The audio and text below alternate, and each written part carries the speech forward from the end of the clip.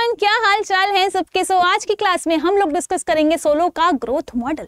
But उससे पहले एक छोटी सी बात कर लेते हैं। मैम मार्क्स नहीं आ रहे। अरे मार्क्स क्यों नहीं आ रहे मैम? देखो होता क्या है कि मैं भी सेम बुक यूज कर रही हूँ, मैं भी 7 घंटे लगा रही हूँ पढ़ने में, और मेरा दोस्त भी सेम बुक यूज कर रहा है और 7 घंटे लगा रहा है पढ़ने में। बट मेरे मार्क्स आ रहे हैं 70% और वो क्रॉस कर रहा है 95। ऐसा क्यों मैम, ऐसा क्यों हो रहा है? वो यूज कर रहा है एक ऐसा एक्सटर्नल फैक्टर, एक ऐसी एक्सटर्नल चीज जो तुम्हें नहीं पता, जो तुम नहीं यूज कर पा रहे। वो यूज कर रहा है नई टेक्नोलॉजी की, वो यूज कर रहा है एक नया मेथड, एक नई टेक्निक, जिससे उसके नंबर ऐसे बूम करके इंक्रीज हो रहे हैं जो तुम्हें समझ में नहीं आ रहा। बिल्कुल इसी तरह, बिल्कुल तुम्हारी तरह ये जो कंट्रीज है ना, डेवलप्ड कंट्रीज होती है ना हमारी, वो भी एक ऐसा फैक्टर यूज करती है, एक अलग चीज यूज करती है, मतलब अपनी टेक्नोलॉजी के साथ आगे अपना ग्रोथ करती है, जिससे उनको बहुत ही बढ़िया रिजल्ट देखने को मिलता है। अब कैसे मैम, बता दो जरा थोड़ा सा। देखो, अगर मैं आज के ज़माने में भी मुझे पैसा निकलवाना है बैंक से, तो अगर मैं स्पेशली जाऊंगी कैश निकलवाने कैशियर से बैंक में, तो मुझे घंटों तो पहले लाइन में खड़ा होना पड़ेगा, ठीक है। और दूसरी चीज, पहले मैं पैसा निकलवा के लाऊंगी, ठीक है, फिर मैं उसको काउंट करूंगी, फिर मैं उसको यूज करके अपना सामान लूंगी, तो इसमें कितना लंबा टाइम लग जाएगा मुझे ये काम करने में। तो इसकी जगह मेरे पास आजकल क्या ऑल्टरनेटिव है कि मैं अपना चुपचाप यूपीआई से ट्रांजैक्शन कर दूं, ठीक है। तो वही चीज कि पहले का टाइम था विदाउट टेक्नोलॉजी वाला, बट आज के टाइम में हमारे पास कितनी अच्छी टेक्नोलॉजीज आ गई है, जिससे हम अपने जो काम है उसको इजीली कंप्लीट कर सकते हैं विद इन टाइम और इफेक्टिवली। वही चीज, बिल्कुल सेम चीज हमारा सोलो का ग्रोथ का मॉडल भी बोलता है। करते हैं वीडियो को स्टार्ट और देख लेते हैं कि बोलता क्या है ये मॉडल। बट ये वीडियो को एंड तक देखना, क्योंकि इसमें मैंने इंक्लूड किए हैं तुम्हारे PYQ क्वेश्चंस, जो कि इस टॉपिक से हमेशा हर एक साल में सोलो ग्रोथ मॉडल से क्वेश्चन बन के आता ही आता है। तो अगर सोलो का मॉडल क्रैक करना है एग्जाम में, सो देखो इस वीडियो को पूरा एंड तक। चलिए करते हैं वीडियो को स्टार्ट और पढ़ते हैं कि मैम सोलो का ग्रोथ मॉडल होता क्या है। पहली चीज तो ये कि वो एक ग्रोथ का मॉडल है, डेवलपमेंट का मॉडल नहीं है। ग्रोथ का मॉडल जो हमारा होता है वो हमारी इकोनॉमिक ग्रोथ की बात करता है, जिसमें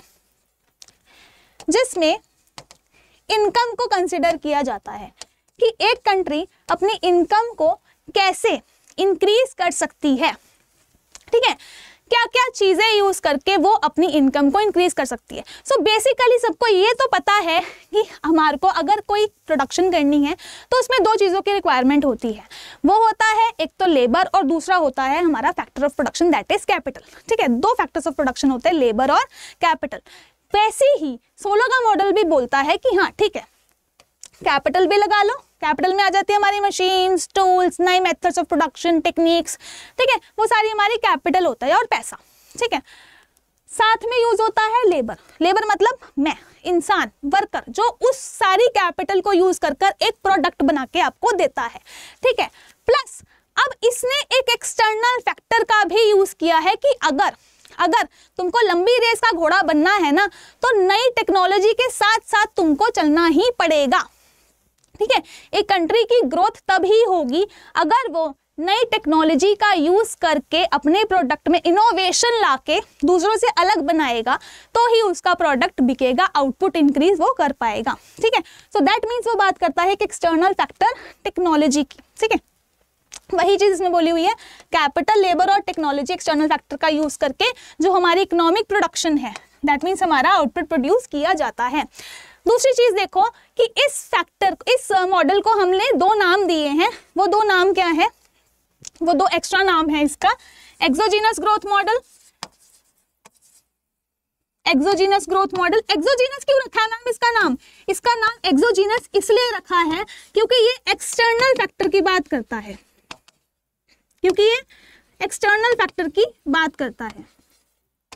ठीक है।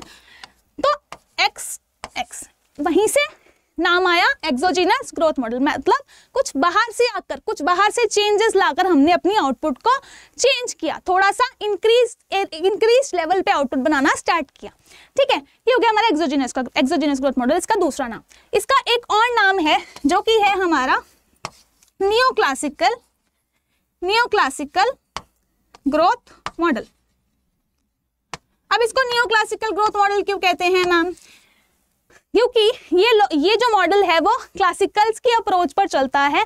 जो लोग क्लासिकल्स को फॉलो करते थे उन्होंने ये मॉडल हमको बनाकर दिया, जो कि थे हमारे नियोक्लासिकल इकोनॉमिस्ट ने ये मॉडल, जैसे कि सोलो स्वैन ने, ये हमारा मॉडल हमको बनाकर दिया कि इकोनॉमिक ग्रोथ लाने के लिए तुम ये चीजें कर सकते हो।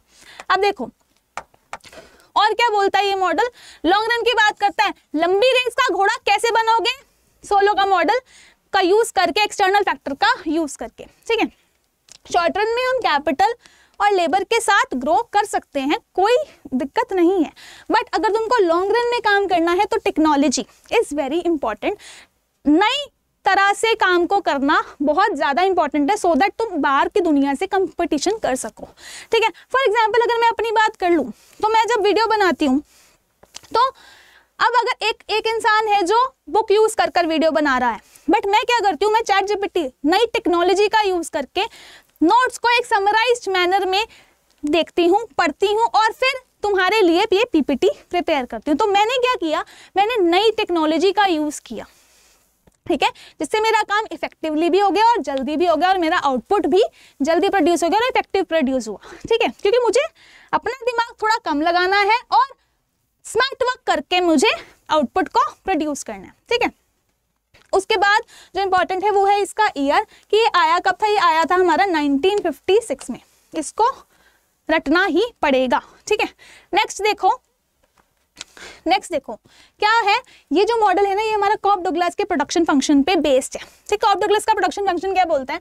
दैट आउटपुट, ठीक है, जो कि हम प्रोडक्ट बना रहे हैं, output is equal to, output हमारा डिपेंड करता है लेबर और कैपिटल पे। ठीक है, लेबर और कैपिटल पे, लेबर का कुछ पार्ट और कैपिटल का कुछ पार्ट। ठीक है, 100% अगर आउटपुट बनाया तो 40% अगर लेबर ने बनाया तो 50% हमारा कैपिटल ने बनाया। बट उसके साथ साथ अगर हमको लॉन्ग रन में compete करना है तो हमारे को टेक्नोलॉजी को भी यूज करना पड़ेगा, सो दैट हम अपनी जो प्रोडक्शन है उसको इफेक्टिव बना सके, उसको और अच्छा बना सके। ठीक है, सो टेक्नोलॉजी का भी हमको यूज करना पड़ेगा। वही कॉप डगलस का प्रोडक्शन फंक्शन बोलता है that Y output is equal to technology into capital का यूजेज अल्फा शो करता है कि वो कितना ज्यादा क्वांटिटी में यूज हो रहा है, कितना परसेंटेज ऑफ कैपिटल यूज हो रहा है, एंड 1 माइनस अल्फा शोज कि कितना परसेंटेज ऑफ कैपिटल यूज हो रहा है, लेबर यूज हो रहा है। ठीक है, आगे देखो, अब जो ये मॉडल है ना, इसमें तुम लोग फैक्टर सब्स्टिट्यूटेबिलिटी की बात कर सकते हो। एक छोटे से एग्जांपल से समझेंगे। देखो, अभी मैंने बैंक वाला एग्जांपल दिया तुमको कि अगर तुम्हें पैसे निकलवाने हैं तो तुम क्या करते थे, पहले तुम बैंक्स में लाइन में लगते थे जाके और कैशियर से पैसा निकलवा के लाते थे और फिर कोई भी ट्रांजैक्शन कर पाते थे। बट आज के ज़माने में क्या है, तुम्हारे पास अगर तुम्हें कैश की रिक्वायरमेंट है तो तुम्हारे पास ATM मशीन्स आ गई हैं। ठीक है, तो उन ATM मशीन्स ने क्या किया, जो वहाँ पर कैशियर बैठा होता था उसको क्या किया, रिप्लेस किया। कैसे? क्योंकि अब हम क्या करते हैं, बैंक में जाने के बजाय हम लोग ATM में जाते हैं, कार्ड स्वाइप किया और पैसे आ गए बाहर। ठीक है, तो जो मेरा मशीन है, जो मेरी कैपिटल है, उसने क्या किया, लेबर को रिप्लेस कर दिया। उसने लेबर को रिप्लेस कर दिया। ठीक है, उसने लेबर को रिप्लेस किया, दैट मीन्स उसने लेबर को सब्स्टिट्यूट कर दिया। ओके, सो वही चीज यहां पर हुई है कि जो हमारा सोलो का मॉडल है वो ये कहते हैं कि नई टेक्नोलॉजी का यूज करके, मतलब ATM मशीन हमारी नई टेक्नोलॉजी, उसका यूज करके हम लोग सब्स्टिट्यूशन पॉसिबल करवा सकते हैं। ठीक है, सिमिलरली मैकडॉनल्ड्स का डिजिटल ऑर्डरिंग मशीन की हेल्प से हमने क्या किया, जब हम पहले मैकडी में ऑर्डर देने जाते थे तो हमारे पास कुछ लोग खड़े होते थे जो हमारा काउंटर पे ऑर्डर रिसीव करते थे, ऑर्डर प्लेस करते थे। बट आज के टाइम में क्या हो गया है, मैकडॉनल्ड्स ने ऑर्डरिंग मशीन्स अपने आप वहाँ पर प्लेस कर दी है कि आप खुद जाओ, अपना ऑर्डर खुद डिसाइड करो और वहाँ पर अपना बिल पे करो और आपका ऑर्डर आपको मिल जाएगा आपके टेबल पे। वही चीज हुई है कि क्या हुआ कि उन्होंने लेबर को रिप्लेस करके वहां पर क्या लगा दी, मशीन्स लगा दी। ठीक है, ये ऑर्डरिंग मशीन्स लगा दी, that means capital is a substitute for labour वहां पर भी। सो वही फैक्टर सब्स्टिट्यूटेबिलिटी हमारी बोलती है, मतलब कम वर्कर्स अगर हैं, ठीक है, तो ज्यादा मशीन्स लगा दो आउटपुट प्रोडक्शन के लिए। ठीक है, और यहाँ पर अगर मशीन्स कम है, ठीक है, तो मशीन्स को अफोर्ड नहीं कर पा रहे हो तो क्या करो, वर्कर्स ज्यादा एम्प्लॉय कर लो। ठीक है, सो दैट तुम्हारी आउटपुट लेवल इंक्रीज हो जाए।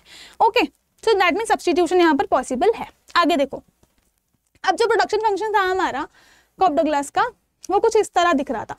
That means output is the function of capital labour as well as technology. ठीक है, अब हमने क्या किया, हमको ये चेक करना है कि जो आउटपुट है वो पर लेबर कितना आ रहा है, मतलब एक यूनिट ऑफ लेबर कितना ज़्यादा प्रोडक्शन करके मुझे दे सकती है। उसके लिए मैं क्या करूँगी, इसी फॉर्मूला को डिराइव करूँगी। कैसे, आउटपुट पर लेबर, आउटपुट मतलब टोटल कितना प्रोडक्शन हुआ और उस प्रोडक्शन में एक लेबर की यूनिट का कितना कॉन्ट्रीब्यूशन था, इज इक्वल टू, इधर मैंने लेबर से डिवाइड किया तो इस एक पूरी इक्वेशन को भी मैं क्या करूंगी, लेबर से डिवाइड कर दूंगी। समझ में आया इतना? अब मैंने क्या किया, अब मुझे यहाँ पे क्या दिख रहा है, लेबर नीचे है, तो दैट मीन्स इसकी डिग्री क्या है, यहाँ पे 1 है। अब मुझे अगर इसको ऊपर ले जाना हो तो मैं इस पॉजिटिव को ऊपर ले जाने के लिए नेगेटिव कर सकती हूँ, -1 कर सकती हूँ। वही चीज मैं यहाँ पे कर दूंगी, y/L is equal to A के अल्फा L 1 माइनस अल्फा, और ये ऊपर गया तो L का L रह गया और डिग्री इसकी यहाँ पर माइनस हो गई, डिग्री इसकी यहाँ पर माइनस हो गई। अब 1 - 1 दोनों एक दूसरे से कट गए, बचा क्या, y/L is equal to A के अल्फा और L का माइनस अल्फा। ठीक है, अब डिग्री माइनस में सुंदर नहीं लग रही है तो मैंने क्या किया, इसको A के अपॉन L में अल्फा एंड अल्फा। अब इसको और रिड्यूस्ड फॉर्म में कैसे लिख सकते हूँ, A k/L अल्फा। ठीक है, दैट मीन्स जो मेरा आउटपुट पर लेबर है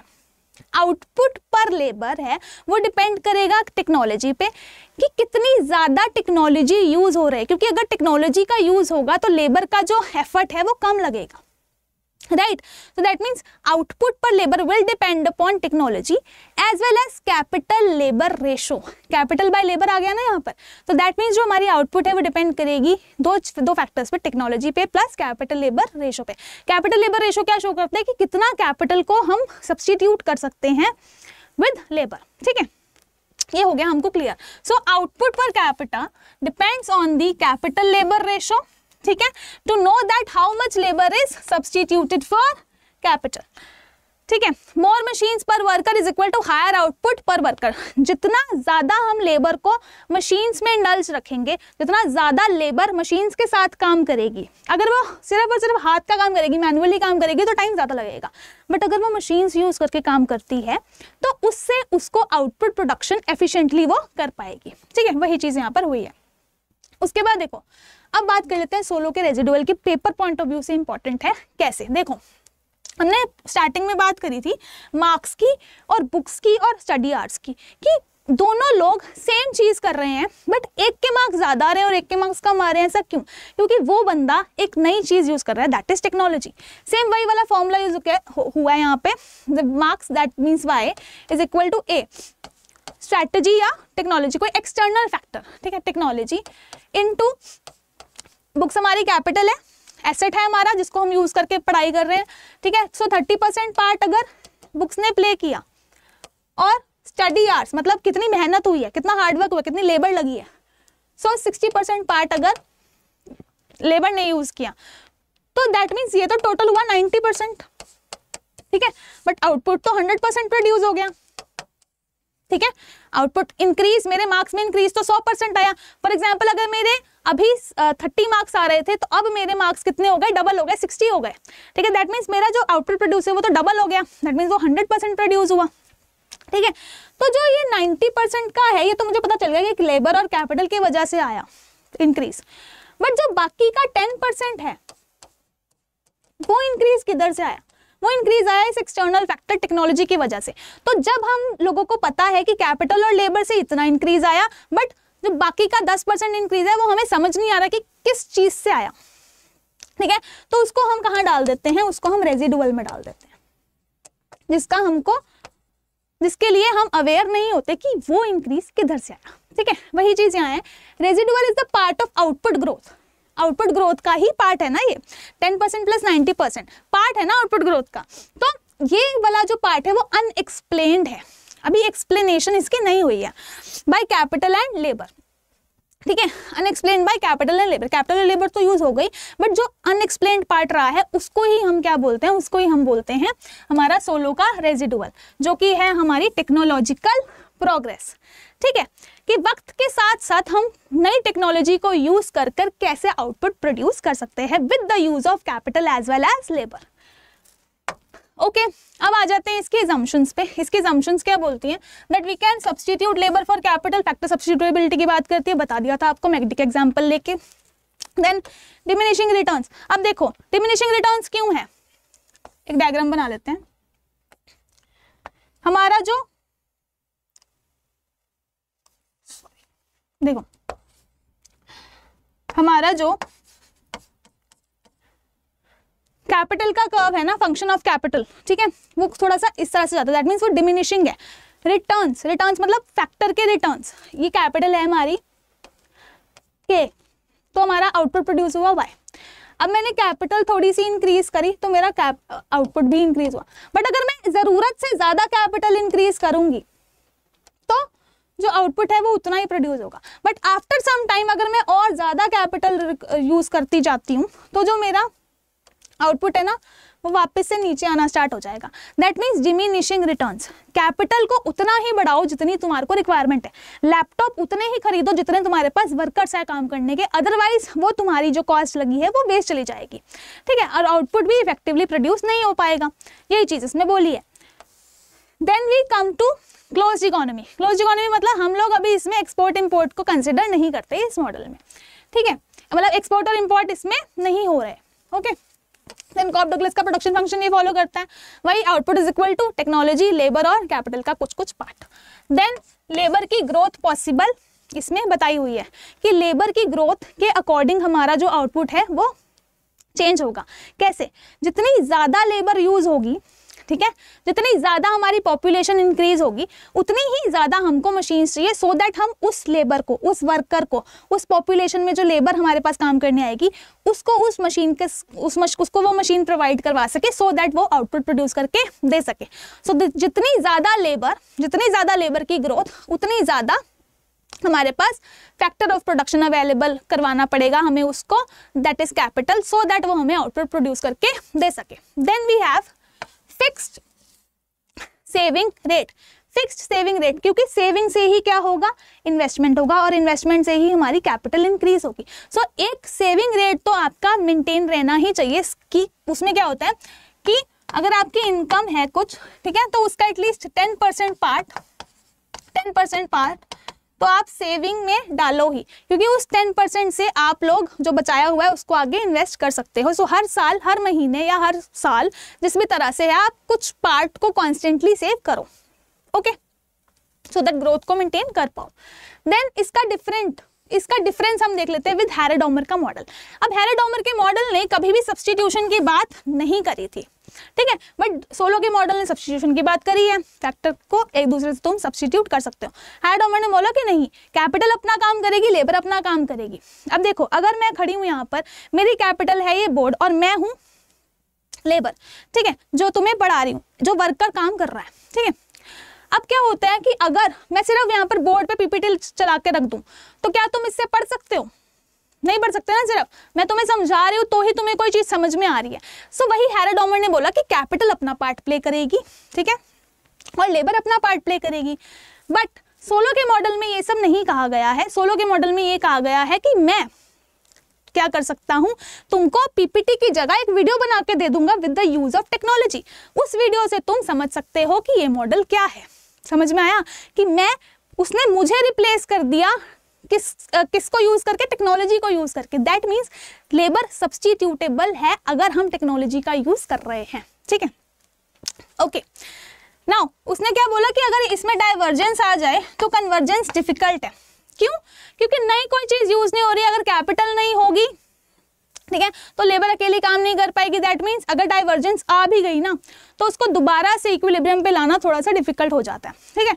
बट यहाँ पर with the use of technology अगर इक्विलिब्रियम में डाइवर्जेंस आ भी जाती है तो कन्वर्जेंस पॉसिबल है, ठीक है बच्चा। आगे देखो, अब ये है बहुत ही इंपॉर्टेंट, इसको थोड़ा प्यार से आराम आराम से समझेंगे। देखो पहले हमने क्या समझा, 3 डायग्राम समझ लेते हैं, फिर इसको कंबाइन कर देंगे। इतना तुमको समझ में आ गया कि जो हमारा कैपिटल है वो डिमिनिशिंग रिटर्न्स देता है एक पॉइंट के बाद, K2 K3 and Y1 Y2 and Y3, ठीक है। ये जैसे जैसे इंक्रीज होगा ये भी इंक्रीज होगा, इंक्रीज होगा, इंक्रीज होगा, बट एक पॉइंट के बाद अगर हम कैपिटल और बढ़ाएंगे तो ये डिमिनिशिंग रिटर्न्स देने स्टार्ट कर देगा। सो दैट मीन्स जो हमारा प्रोडक्शन फंक्शन है वो है वाइज फंक्शन ऑफ कैपिटल, ठीक है, वो कुछ इस तरह से कर्व बनता है। दूसरा फंक्शन है हमारा कि जो कैपिटल है ना, कैपिटल है वो डिपेंड करती है हमारी सेविंग रेट पे, ठीक है।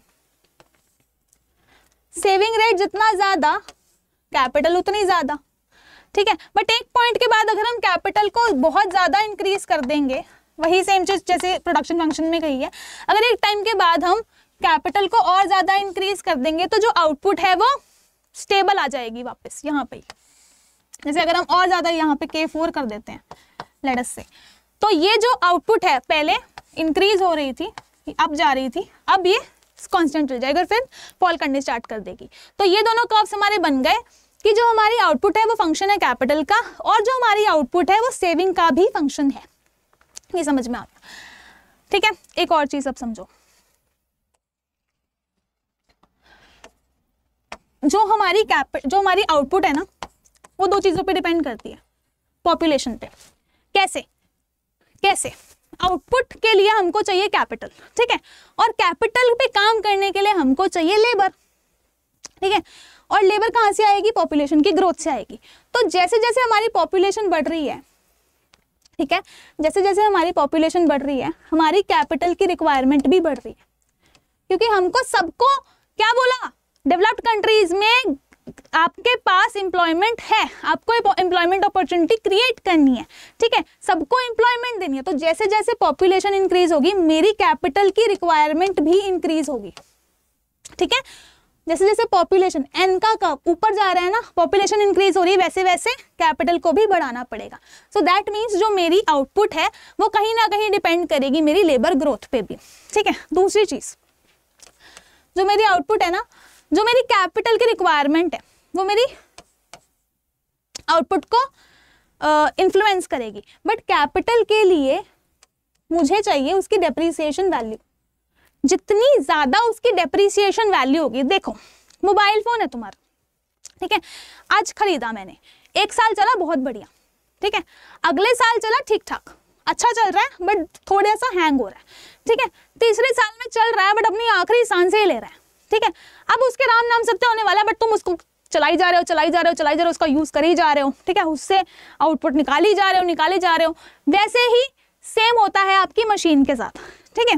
जितना ज्यादा उसका टाइम पीरियड है वो उतना ही काम करेगी, उसकी मृत्यु के बाद वो अपना काम नहीं कर पाएगी, तो वो उसकी क्या होगी, डेप्रिसिएशन वैल्यू होगी, कि उसका एक टाइम स्पैन है कि वो इतना ही काम करेगी। साल बर साल उसकी जो वैल्यू है वो डिक्रीज होती जाएगी, उसकी जो आउटपुट वैल्यू है वो डिक्रीज होती जाएगी। वही वैल्यू क्या होती है, हमारी डेप्रिसिएशन वैल्यू। सो डेप्रिसिएशन वैल्यू बहुत ज्यादा मैटर करती है हमारा कैपिटल की नई परचेज पे, ठीक है। So capital is the function of depreciation as well, ठीक है, कि जितनी ज्यादा मेरी एग्जिस्टिंग कैपिटल की वैल्यू डेप्रिशिएट करेगी, ठीक है, existing value of capital depreciate करेगी, उतना ज्यादा यहाँ पर डी लगा लो अगर डेप्रिसिएशन वैल्यू, उतना ज्यादा मुझको नई कैपिटल को लाना पड़ेगा मार्केट में, ठीक है। सो यहाँ पर तुम n + d,